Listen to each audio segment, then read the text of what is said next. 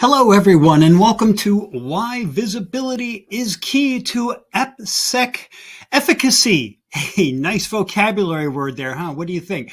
Today's webinar is sponsored by Legit Security and produced by Actual Tech Media. My name is Keith Ward. I'm with Actual Tech Media, as you probably know, and I am thrilled to be your moderator for this special event today. Now, before we get to the main attraction, though, there are a few housekeeping items I need to cover for you. First is that we want your questions. Put them in the questions box in your webinar control panel. At the end of the presentation today, there's going to be a dedicated Q&A session where we go over some of your top questions, so keep asking away. That Q&A panel is also the place to let us know about any technical issues you might be experiencing. A browser refresh is the first thing you want to do if you can't see something or hear something, and then try another browser refresh. Sometimes it takes a couple of them. If that doesn't work, let us know in the Q&A and we will get right on it and help you out. Next, take a look at the handouts section of your webinar control panel, which is right there next to that questions tab. You will find some great free resources there, including a PDF from Legit Security discussing the growing complexity of securing the software supply chain. That is one I'd like to get my hands on, given the growing importance of that topic. In the handouts section, you will also see a link to the ATN Decisions Group, which is a panel of IT decision makers that you can apply to join to participate in some more in-depth events and other opportunities. There you will also find in that handout section a link to the ATM Event Center, which has our calendar of upcoming events just like this one. Check them out, see what looks of interest, and sign up.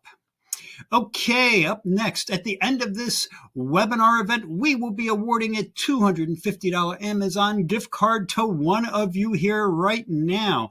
Now, you do have to be in attendance during the entire live event to qualify for the prize. You can find the official terms and conditions of that prize drawing in the handout section as well. Just scroll to the bottom. You will find a link with the details right there.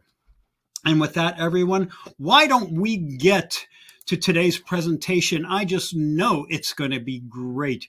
Your expert presenters today are Joe Nicastro, the field CTO, and Jenny Hines, Senior Solutions Architect. They are ready to go. So, Joe, I have passed you the mic. The floor is yours. Thanks, Keith. Really appreciate you having us. Let's go ahead and dive in, right?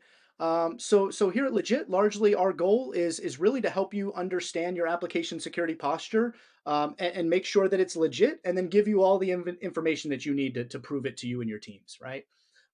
So largely the reason why we're here is because, as cloud native applications have expanded and we've continued to progress the way that we build applications, there's been a lot more complexity into the way that these things are done, right? Additionally, we're trying to give developers substantially more capability to really work on their own, to build their own development environments, their own pipelines, and really give them that freedom to create the things that they need to, which is causing a lot of potential visibility issues across the overall application security space, right? And so we find that managing this application security posture across most organizations tends to be very, very difficult, right? There's a lot of different types of technology, lots of different build tools that need to kind of talk to each other, lots of different application security tools that all are looking at different types of risk from different areas of the overall software development lifecycle. We also have new technologies that are being introduced into these environments, such as Gen AI and large language models, et cetera, right? And so with all of this complexity, it's very difficult for teams to really understand what that risk is, where that risk exists, who owns that particular risk, and which of those risks we should really focus on as an organization in order to really start drawing down or remediating on that risk. Additionally, what we're seeing is, there's been a lot of traditional application security tools and cloud security tools that really focus on vulnerabilities within these particular product lines. However, they're missing a large area of the actual software supply chain or the actual software factory. They're not looking at things like the actual misconfigurations within the source control management systems, the CI/CD pipelines, et cetera. And this is, I think, a large reason why we've seen over the last 4 or 5 years supply chain attacks increase upwards of 5, 6, 700% year over year. And the reason why you see statistics like you see below, where Gartner's saying that by 2025, 45% of all organizations will have experienced some level of software supply chain attack, right? And this is largely the reason why Legit was born, and kind of our main mission here to solve. So again, when we're talking about what are the actual unknowns when blocking strong application security posture, there's a lot that goes to it, right? Like I mentioned earlier, you've got your overall cloud security tooling such as Wiz, Orca, Palo, things like that. You've got a lot of security tooling, the existing static analysis, software composition analysis, dynamic analysis, etc. But then you've also got that dev infrastructure layer where they're actually doing all of their development work, such as the GitLabs, the Jiras, the Jenkins, etc. So there's a lot of pieces in this overall development environment that we really need to understand, correlate, and then again really start to dive into where these particular items are, what risk exists in them, and how that risk actually correlates amongst each other, right? So from our side, when we talk about these unknowns, largely we're talking about things like, do you know about where all of your developer assets are, right? Can you easily map out your pipelines from start to finish? Can you tell when developers spin up a new Jenkins environment and things like that? Do you understand which of your application security tools are actually monitoring which of your applications or repositories, and whether or not you have that 100% coverage the way that you want to within these tools, right? And then additionally, as we're starting to scan things with these cloud security tools, again, the Wiz, the Orcas, the Palos, etc., do you have a way to easily correlate those findings in your production environment back to the actual code and the actual code owner that those particular issues belong to? Or is it a large manual process for you, right? Do you have to spend a lot of time really tying those links together, right? And this is a lot of the issue that we're seeing across most of the organizations that we talk to. Lastly, as we look at all of these things, do you have a cohesive way to tie all of these tools together to give you visibility into how these tools actually help you with your overall compliance and governance across your overall organization, right? There's lots of different types of compliances that people need to follow, whether it's PCI or the new NIST SSDF, or the CISA attestation that just recently got released. And a lot of these different types of compliance frameworks have controls that are coming from a number of these different areas, right? From the dev infrastructure layer, from the cloud security tooling area, and from the application security layer. And so having a tool that's really going to combine all of those understandings and controls and then map them to a compliance is something that can obviously help your organization meet those compliances in a much more conducive way, as opposed to the manual efforts that we're seeing a lot of the organizations take right now. So, it legit, largely we boil down the keys to, managing an application, posture at scale within three different types of areas, right? And the first is visibility, right? I think this is kind of a no-brainer. In almost every other area of security, this is always step one, right? In order for me to protect my networks, I got to understand what my network maps look like. In order for me to protect my endpoints, I need to know, what my endpoint assets look like. It's no different here, right? In application security, you really need to understand what does my developer environment look like? What does my overall software factory look like? And what types of tools are actually being utilized there? Again, do I have things like Jenkins servers? How do those Jenkins servers talk to my different types of artifact registries? How are those actually pushing things out into my production environments? Do I have, things like secrets or, Gen AI being utilized in these environments? And again, having all of that visibility just helps you understand what your overall posture is to begin with, so that you can start to build out overall policies and governance and controls to make sure that you're securing all of these things better, right? I think one of the things that we've seen in the overall development environment shift over the last 10 years is we've almost kind of moved towards the similar philosophy of like bring your own device in other areas, right? Where again, we're empowering these developers to build their own infrastructure, to build their own pipelines and things like this. And that's great. It helps developers move substantially faster. But the downside of this is that it prevents security teams from actually being able to understand where these particular things are and being able to assess the overall risk, right? So again, having that visibility is always the first step.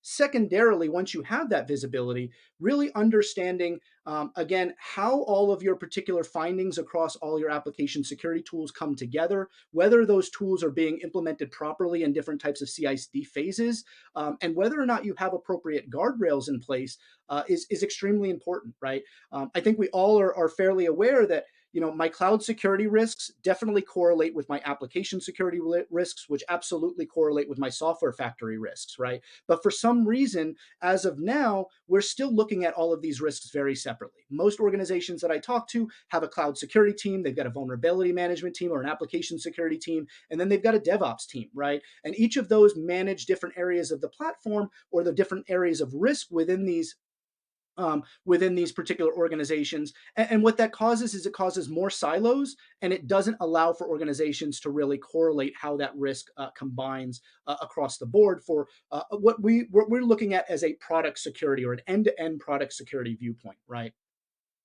And then lastly, it's always great to be able to see what you have, secure what you have, but if you can't actually show to your organization that you're making improvements across your program, it makes it difficult to continue to expand out that program, right? It also makes it difficult for you to show that progress to things like auditors or CISOs within the organization so that they know that, again, this overall program or this risk is getting better across the organization, and they can continue to help you and your teams facilitate the tools that you need, the budget that you need, et cetera, right? So these are really the three areas that we're focused on here at Legit to try to help organizations out with across their overall application security programs, right? And so, how do we do this? Largely, we do this by helping organizations with four key aspects of their program, right? The first comes down to what we were talking about earlier, which is largely that software supply chain security and SDLC visibility, right? So, what we're doing here is giving you the ability to really continuously and automatically discover all of the assets that belong in your overall software factory, show you how those assets come together and how data flows through each of those particular assets. But then we're also helping organizations really harden those assets as we continue to move forward and as we're discovering them, right? So Legit was largely born out of a software supply chain use case, primarily after attacks like SolarWinds, Code Cove, things like that. So we have a very, very deep understanding and breadth of policies and best practices around things like source control management misconfigurations, CI/CD pipeline misconfigurations, et cetera. So much so that a lot of our best practices have actually been adopted by other organizations such as OpenSSF. If you look at something like OpenSSF Scorecard, they have a lot of best practices again around source control management systems, CI/CD pipeline systems, things like that. And a lot of those best practices actually came from our R&D team, right? Taking that a step further, we have a very robust secrets detection and prevention analysis program within our platform, right? And this is largely because as part of that SDLC hardening, we realized that almost every attack that we've seen in the software supply chain side almost always comes from a secret that's been exposed either by a developer or a public repository or something like that, that gives that attacker a foothold into your overall environment and then allows them to move laterally into that overall supply chain and start taking advantage of misconfigurations or vulnerable plugins and things like that within that software supply chain to allow them to mount larger attacks within your organization, right?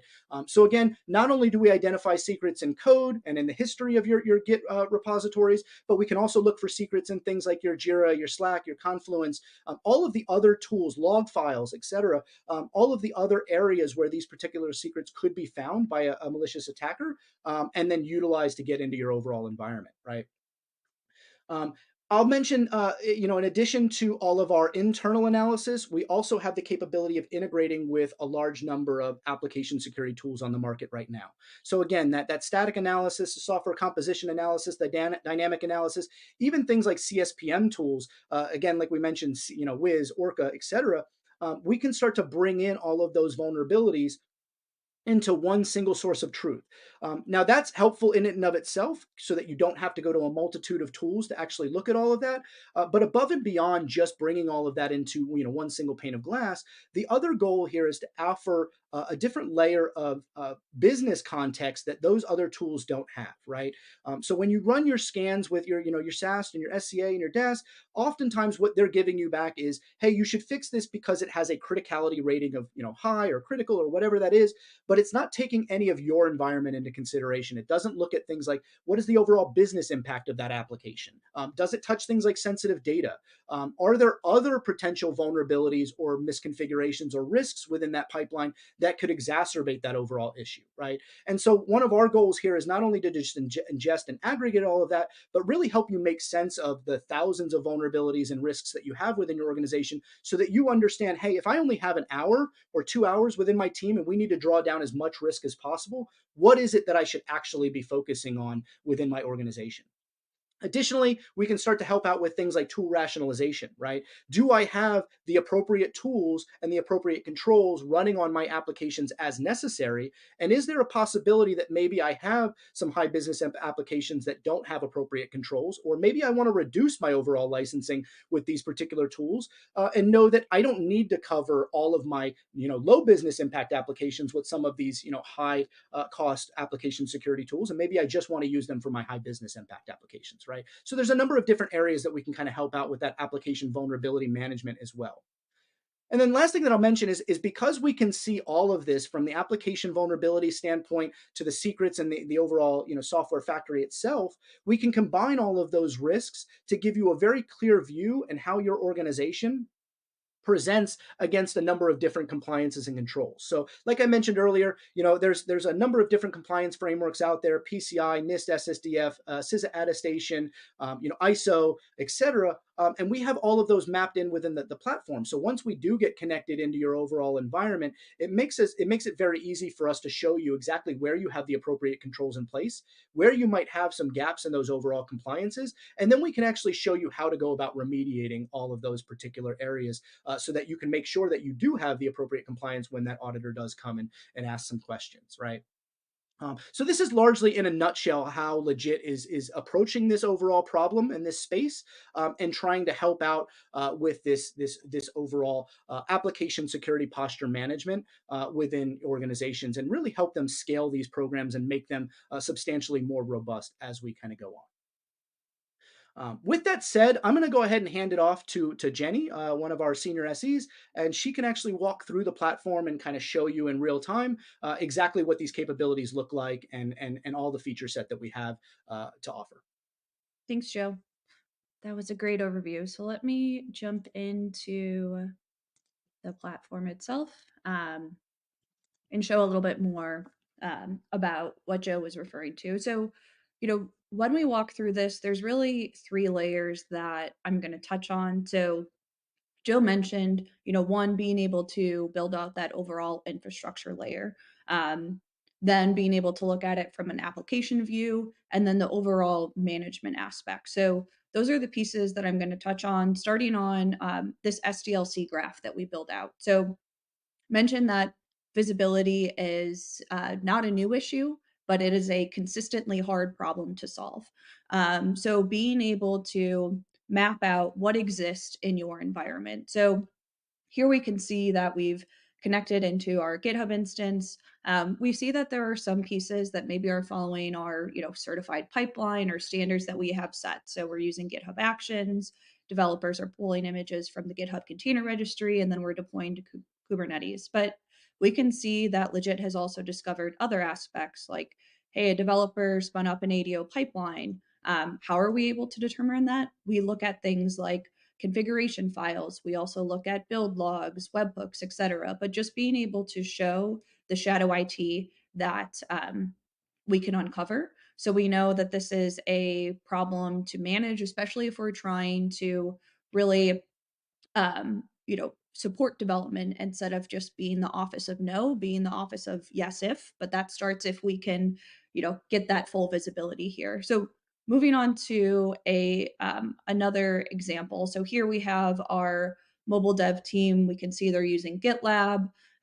They're using, GitLab pipelines and then pulling from GitLab packages. But we can also see that we've discovered a rogue Jenkins server. So for a lot of our mature customers that have a lot of great processes in place, something like this was a lot of the aha moments that they found of, okay, this is a highly privileged system. When we talk about supply chain security attacks, these are mechanisms that are heavily utilized. So, and again, how did Legit discover this? We used a different mechanism, seeing that a webhook was calling this Jenkins server. And then if I want to further integrate, I can identify issues within that server itself. So just being able to, one, start with what's the overall visibility, and this is a continuous view. So if tomorrow my environment looks different, I'm able to show that for teams. Next, I want to go into kind of that application view. So when we're able to identify all of the assets within your environment, we build out this very comprehensive inventory. So I'm not going to walk through all of the tabs today, but you can see that there's a lot that we gather here. So what I do want to drill into are some of these container images. So when we talk about supply chain security, um, a lot of times I've heard, oh, SBOM. If we can generate an SBOM, supply chain security. So we can do that. And we want to help protect organizations with more than just that. So, what that looks like is being able to see that overall view. So, here I'm going to look at my payment services app. I can see that this has been deployed to production, and I want to get the holistic view of, what's everything at play and where are these issues being introduced from. So I can see that there are a number of issues from the code itself, some from the container image, and then I can see that this is, deployed to production. So these are issues that I want to focus on first. So one is getting that holistic view from a supply chain perspective. And if I drill into these issues, we can see that there are a number of different types of issues that Legit helps us uncover. So one is this from the pipeline configuration checks that Legit runs. So again, these are from our internal research team. They've built out these checks. Again, have been adopted by the industry, like OpenSSF. So again, when we think of this, it's having a more holistic view of what is supply chain security. How do I protect that underlying software factory? So looking at my pipeline and saying, okay, this is a high vulnerability that would allow a malicious actor to move laterally. And then in terms of actioning it, how do I go about that? So I can see that there's a number of attributes that Legit pulls in so that I can be prescriptive on how to actually resolve this issue. So being able to see one, what repo is affected, who is the overall owner? So who should I assign this to? This is not just, hey, last committer. We've done some work to determine the overall owner so that I can go through and make these assignments of creating, automation to say, okay, every time we see an issue from this repository, maybe we'll auto assign it to the owner in the billing services app. So there's a number of ways that we can help from a workflow perspective. So this is just one type of issue that we help teams detect. I do want to go into the overall policies that Joe was talking about before, just to see, okay, what's the entire breadth that we have within the Legit platform. So there are, checks that are pulled in from your traditional application security testing tools, so your SCA, SAS, DAST, but then we add in those SDLC hardening components. So piece of it is the pipeline misconfigurations, like I was just showing. Piece of it is the overall SDLC misconfiguration. So things like, do I have unauthorized users having access to my GitHub. And then secrets is a piece where we really see that as part of the overall SDLC hardening. Most often, when supply chain attacks occur, it first starts with exposed secret, and then a malicious actor is able to move laterally. So if we drill into this, there's a couple pieces that we can see. We're looking at your source code. We're looking at that overall, but not just your SDLC process. We're looking at that whole developer workflow. So things like Jira and Confluence, where your developers are working and where these secrets may be exposed. So being able to detect it from that standpoint and also prevent. So being able to use our CLI, integrating into pull requests to say, okay, let's stop this issue before it enters a production facing asset. So couple components here. The other piece I'll touch on from a prioritization standpoint are these validity checks. So again, if I have self-hosted Artifactory, for example, being able to edit that and see, okay, how do I prioritize by the secrets that have also been validated? Again, we know that this is a sprawling space, and overall, our focus is how do we prioritize, for your teams to say, what should we action first? How do we go through this? And then the other piece that we have here is our um, the LLM that we're using to help identify potential false positives and improve the accuracy of this. So there's a lot of different components that we look at of how do we further prioritize this to make the most of teams' time. So a couple pieces there. Also on moving over to the management front, wanted to show some of the pieces that we can help with from a coverage standpoint. So we know with traditional application security tools, I can understand if an asset exists, if vulnerabilities are on it. But what happens if I'm not scanning that repository or there are no vulnerabilities on that asset? How do I know I have coverage there? So one of the things that we do is going through all of the tools that you integrate, seeing where you have good coverage and where there may be gaps. So, for example, in this tenant, we know that we have Black Duck, but unfortunately, there's we don't have coverage from a repo perspective. So, helping understand where there may be duplicative tools, where teams are adopting these tools well, and where they may need more help. So this is from just an overall management perspective. How do we help with that coverage? Um, and then next, I wanted to drill into some of the pieces that we can help with from a risk and compliance perspective. So we mentioned we auto detect your assets. Upon that, we run a scan over we have over 1,800 policies that we're continuously scanning for. All of those policies are also mapped to our compliance framework. So, there's a number of frameworks that we um, support. Let's focus on SSDF.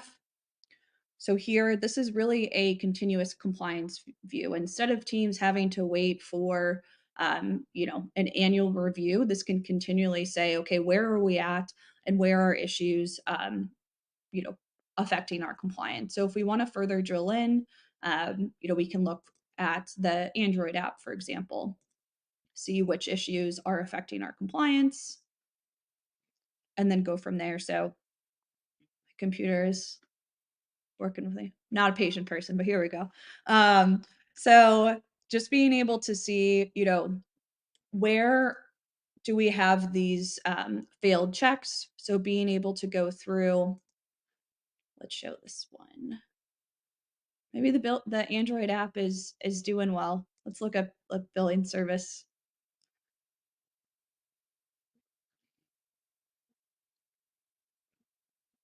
So we'll just go overall here. So being able to see, which issues are affecting this, so we can see there are critical issues. Like Jenkins plugin has a critical issue here. So being able to, again, drill into that issue. I won't go into this process, showed what an issue and legit looks like beforehand. But again, this can be very specific of, what's impacting our overall compliance, and how do I action it from there. So a couple pieces from that. And then lastly, I wanted to touch on the just overall reporting that we can help with. So again, here I'm looking at my entire organization. And I really want to focus on this prioritization funnel first. So there are a couple things that we look at. So, had thousands of issues to start with, which is overwhelming, but focusing just on this billing service team, being able to see the total number of issues, what are on internally developed assets, what is production facing, and then we also have built-in SLAs that teams can modify to say, okay, what's our SLA on this issue and how do we action it? So there's a couple different graphs that we have from an issue breakdown perspective, but I know that a lot of our customers find this executive dashboard very helpful. So we mentioned the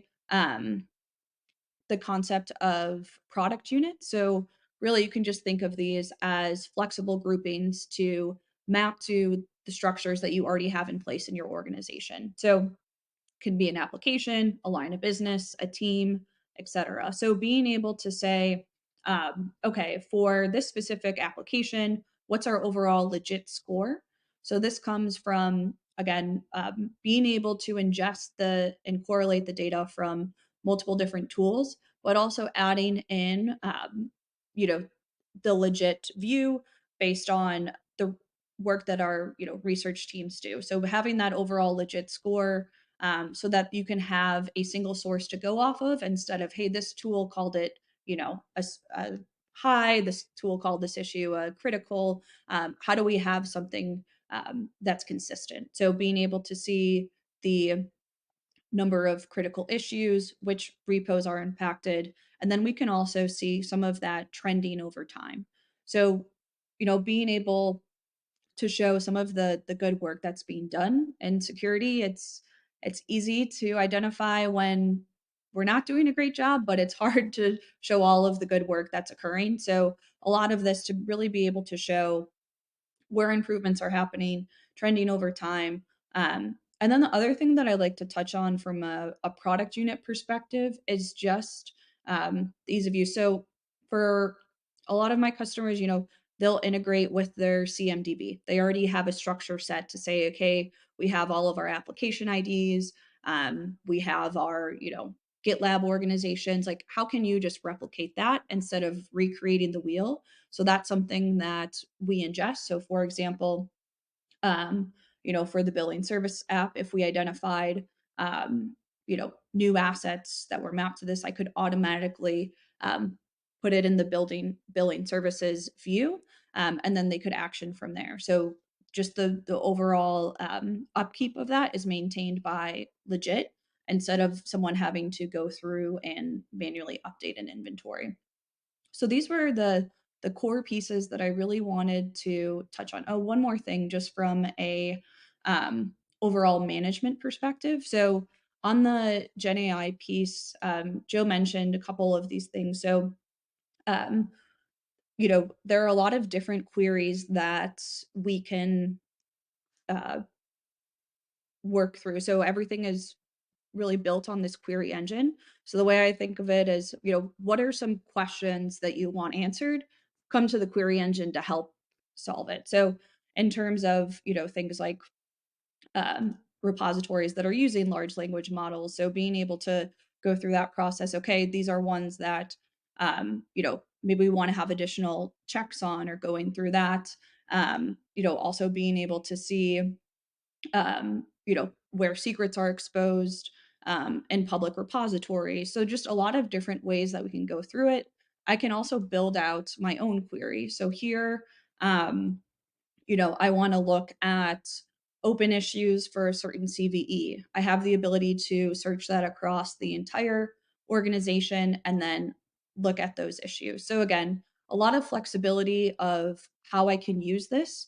But ultimately, our goal is, improving the overall management of this so that we can help, resolve issues and also enable developers to continue to keep working fast because we have that visibility and enhanced management. So definitely open for questions. And So Jenny, looks like there's one question that came in around the legit scoring. Can you kind of talk to, what comprises of that legit scoring? What are we looking at from, an end-to-end product security standpoint that makes up that overall score within the platform? yeah, definitely. So here we can see the legit score on a number of things. So we look at the overall misconfigurations. So this comes from the legit scanner to be able to look at SDLC misconfigurations, being able to look at controls. So this comes from the application security tools that we're pulling in. Um, and then we're also looking at best practices. So things like the secrets management pipeline, our infrastructure as code. This incidence is being able to see, okay, if, for example, if a private repo was made public and it had a secret in it, so there's a lot of different components that we look at for this legit score.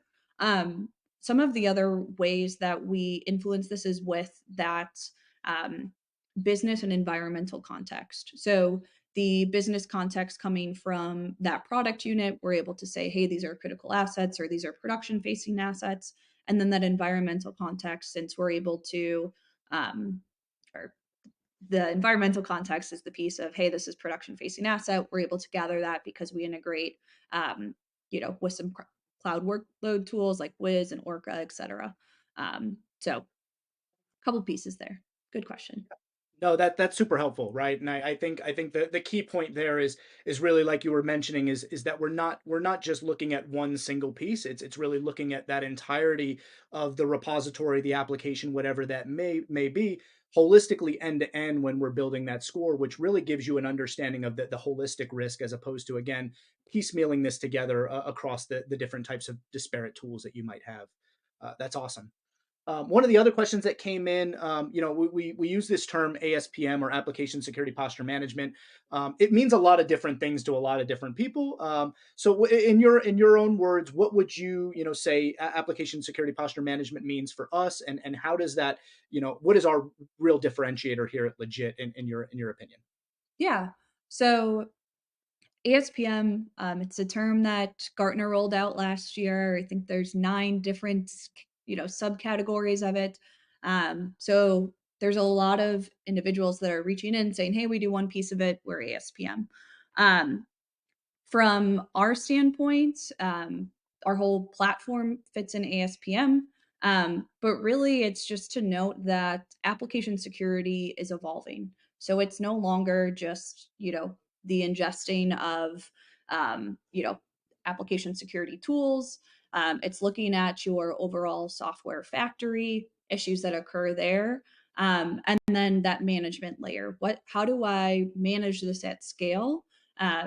Since there are new assets that are introduced every day. So really our differentiator is, being able to get a true view of what exists. So that visibility, I think that's the starting point.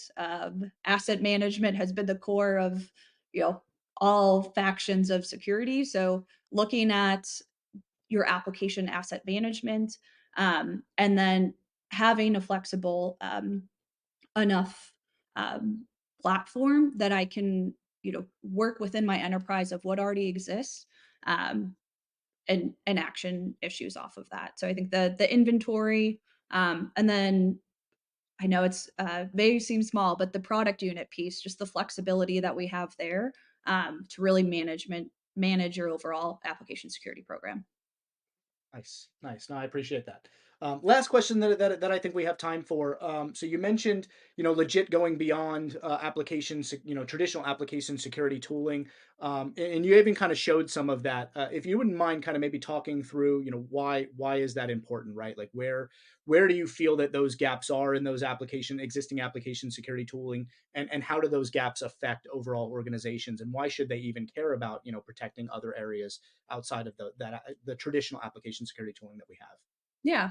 So I was an application security practitioner, worked at other application security tool companies. And one of the core issues is just what is my, total population. So being able to get a true sense of that coverage is one. So, what are the things that I don't know? And then also, since, the threat landscape is evolving, what are the things that I now need to look at? What, SAST, SCA is now standard. Like what's going to be the new standard? And that's being able to look at those overall SDLC misconfigurations, having a robust secret scanner, so that I can understand, my compromise doesn't just come from issues within the code itself. It also comes from having a holistic view of my overall software factory. Yeah, no, that makes perfect sense, right? I think as we see this whole space evolve, it tends to be moving more towards the overall product security viewpoint, right? Where we need to be protecting these things from end to end, which I think you've done a really great job of kind of showing how we do that at Legit. That's awesome. Really appreciate it. Awesome. Well, now I think we'll pass it over to Keith.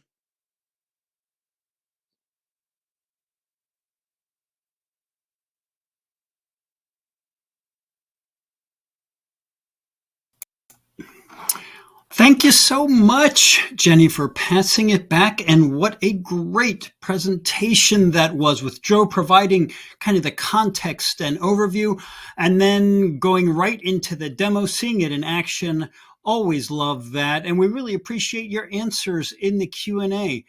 These kinds of attacks are getting more and more common, more and more popular, more and more automated. So you need all the protection you can get. And I really appreciate you letting us know what Legit Security is doing in that realm. So thank you both for that presentation. It was absolutely fantastic, and we appreciate your time today. With that, folks, we are just about wrapped. We have one more thing to do, though, before we let you go, and that is to give away the $250 Amazon gift card, as I promised at the beginning. And the winner of that $250 card is Timothy Anderson from Wyoming. Congratulations to you, Timothy. We will be in touch ASAP to get you that card. And with that, folks, we are wrapped for this event. On behalf of the Actual Tech Media team, I want to thank Legit Security for making this event possible. I want to thank you, attendees, as always, for being here with us, for your great questions and interest in this topic. That concludes today's event. I look forward to seeing you in the next one, folks. Have a great rest of your day.